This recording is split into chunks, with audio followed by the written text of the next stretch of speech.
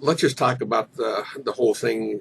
There's a lot of misinformation being said out there and published in the paper. And first of all, this was a district decision. It was not a individual or individual school's decision.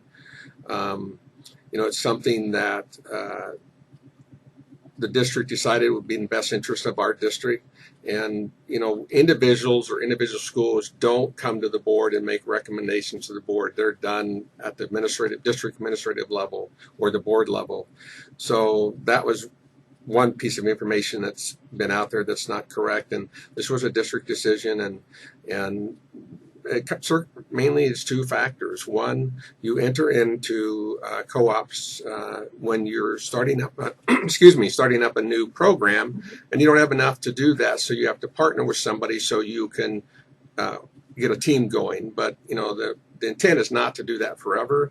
Eventually you want to build your own program and no longer have that agreement. And then the second reason is that for the last couple of years, we've been receiving a lot of requests from other schools here in Rochester and also surrounding schools. And we've been telling them, no, we don't want to co-op because we don't need additional athletes for that particular sport.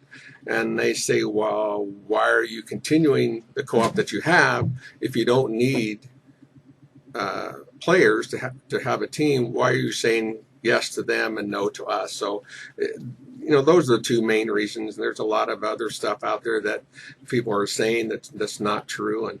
And as far as the gag order, this was a district decision, and we have a district procedure that whenever we get media requests, they're referred to our communication department, and then we decide what's the best way to address that request. And there is no gag order. Staff were just reminded that if they get a request from the media, to send it to the communication department. And since, as I said, it was a district decision, we felt it was best that the district respond, because we're the ones that know why the decision was made, and we should be the ones that respond. So the coaches were not told, they can't speak. We just reminded them that if you get a request, please send it to communication. I'm sure there are a few coaches who don't agree with the decision, and that's fine. I understand that. I used to do a lot of coaching, and if I had a team that I could choose between 40 athletes or 20 some athletes, I want 40 so I can have a better chance of finding a better team, I guess. They would look at it. So I'm sure they may not have been on board with that, and I guess if they want to say that in the paper, that's fine.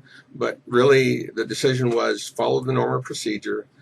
Since it was a district decision, the district should be the one to respond to the media, and we did.